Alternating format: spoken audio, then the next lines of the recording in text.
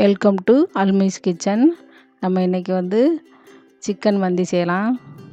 அதுக்கு ஏலக்காய், பட்டை, அன்னாச்சிப்பூ, ஜாதிக்காய் பாதி வச்சு எல்லாம் நுணுக்கி வச்சுருக்கேன். இப்போ சிக்கன் நான் இந்த மாதிரி கீறி எடுத்து வச்சுக்கலாம், செப்பக்கறியாக பார்த்து.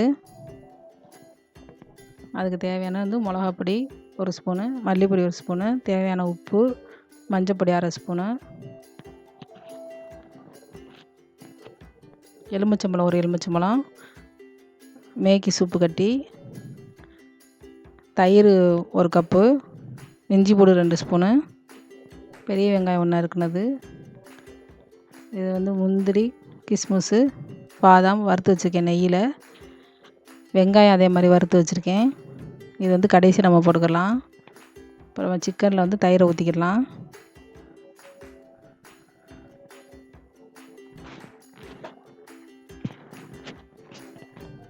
இந்த மசாலா பொருளெல்லாம் நம்ம போட்டுக்கலாம்.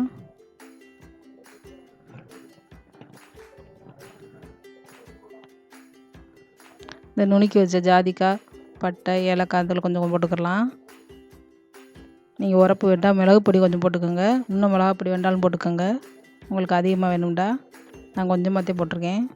இப்போ இஞ்சி பூண்டு 2 ஸ்பூன் போட்டுக்கலாம். எலுமிச்சம்பழத்தை ஊற்றிக்கிடலாம். இப்போ எல்லாத்தையும் நல்லா புரட்டி ஒரு 1/2 மணி நேரம் ஊற வச்சிடலாம். இப்போ நம்ம அரிசியை கழுவி ஊற வச்சிடலாம். நான் பிரியாணி அரிசி தான் போடுறேன், பாஸ்மதி அரிசி.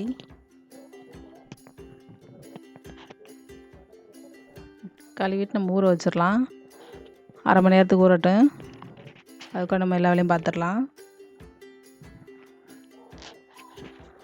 இப்போ ஒரு பாத்திரத்தில் எண்ணெய் ஊற்றி வெங்காயம் போட்டுக்கலாம்.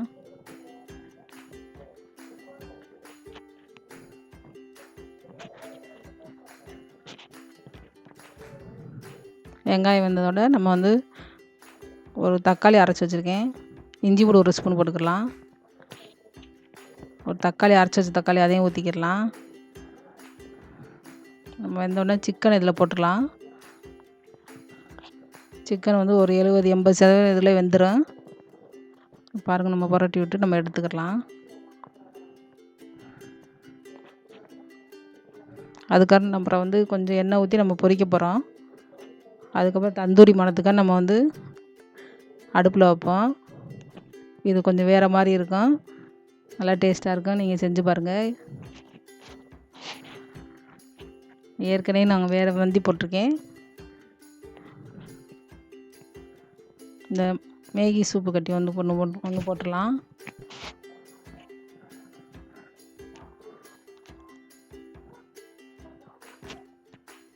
இது எல்லா ஸ்டோர்லேயும் கிடைக்கும். இந்த நுணுக்கு வச்ச பட்டை, ஏலக்காய் இது நம்ம போட்டுடலாம். நம்ம அளவு தண்ணி ஊற்றிடலாம். 1க்கு 1.5. 1 டம்ளர் அரிசின்னா 1.5 டம்ளர் தண்ணி ஊற்றணும். இப்போ தேவையான உப்பு போட்டுக்கலாம். உங்களுக்கு இப்போ நீங்கள் எல்லாத்தையும் உப்பு உரப்பு எல்லாம் இருக்கான்னு பார்த்துக்கலாம்.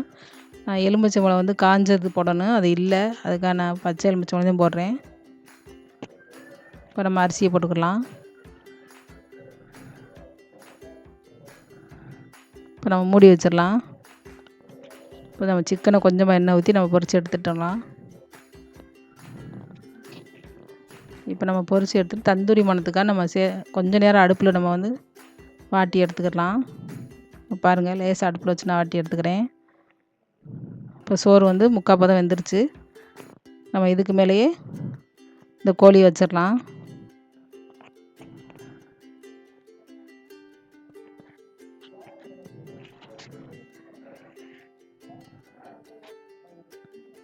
இந்த முந்திரி கிஸ்மிஸ்லாம் நம்ம வறுத்து வச்சு நம்ம மேலே போட்டுடலாம்.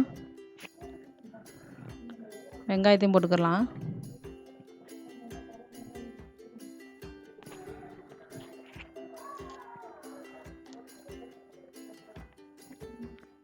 கலர் பொடி கொஞ்சம் ஊற்றிக்கலாம். நான் மஞ்சள் கலர் உள்ள பொடி தான் ஊற்றிருக்கேன். கொஞ்சம் மல்லி இலை போட்டிருந்தேன். பாருங்கள், மூடி வச்சா நல்லா வெந்துருச்சு. நம்ம கோழி எடுத்துகிட்டு நல்லா கிளறி விட்டுக்கிடலாம். கோழியை தனியாக எடுத்து நம்ம எல்லாத்தையும் கிளறி விட்டு எடுத்து வச்சிடலாம். மாஷா அல்லாஹ் நல்லாயிருக்கும். நீங்களும் இதே மாதிரி செஞ்சு பாருங்கள். உங்களுக்கு பிடிச்சிருந்தா சப்ஸ்கிரைப் பண்ணுங்கள், லைக் பண்ணுங்கள், கமெண்ட் பண்ணுங்கள். தேங்க்யூ. அஸ்ஸலாமு அலைக்கும்.